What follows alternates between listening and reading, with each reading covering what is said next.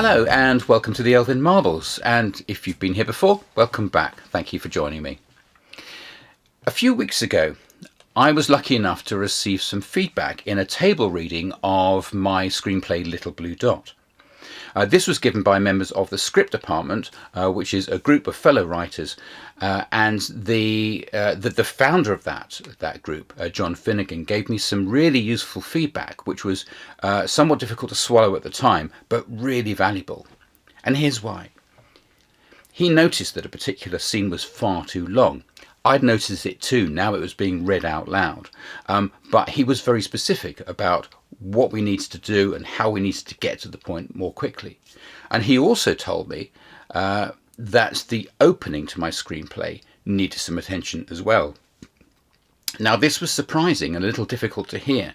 And the reason for that was that I had lived with this screenplay for so long that I could no longer see that opening wasn't the most original way, or in fact the most effective way of doing it.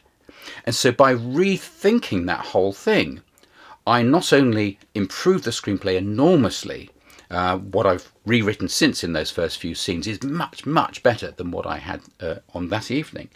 But also it helped me to introduce my main protagonist far more clearly. And in fact, it helped me to understand her more clearly. And now she's a much more exciting and interesting character.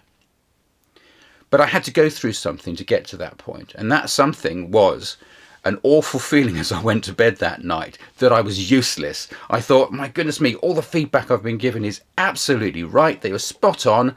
I'm a moron. I can't write. I can't do this. Why didn't I see that myself? If you ever feel like that, let me reassure you, I think this is quite normal. I've heard many very eminent writers describe the same thing. We're sure that someone's going to come and tell us that the game's up at any moment. But I woke up the following morning with fantastically better ideas, and that's what I wrote into the screenplay. So getting that feedback, whilst a bit difficult and a bit sore, was incredibly useful. Now, why is that? I've been teaching feedback, the giving and receiving of feedback in a leadership sense and in a work sense for quite a long time. But there's something additional that I've discovered as a writer when you get that feedback, and that is that other people can give you the one thing that you cannot do for yourself when they feedback on your creative work. And that's see it fresh for the first time, exactly how it appears on the page. As the writer, you can't do that. I can't do that because my head's filled with all the versions of it that led up to that point and all the work that I've done on it. So it's impossible to see it with those fresh eyes, but somebody else can. If you can get several other people to give you feedback, even better, because now you see it from their points of view. And you know what? It doesn't matter whether they're right or not. It doesn't matter whether what they say is, as far as you're concerned, the truth. What matters is, how did it come across to them? And that's really valuable. That's why in films we do test screenings to find out what people's reactions are. Did things come along clearly enough, or did I not actually articulate it because it was in my head and I didn't put it on the page properly? So it really is helpful to get that. So I would encourage you, if you're writing or if you're doing any creative work at all, to seek feedback from other people. And remember that what they're giving you is not a criticism of you or putting down your work and saying that it's not good enough. It's just simply saying, this is what it looked like from where I'm standing right now. And that is incredibly useful because you can't do that for yourself. Well, there is kind of a way you can do that, which is put it away for 2 years and then come back and read it afresh. But that's quite I think quite an investment of time. So I would say shortcut that and get people to give you some feedback.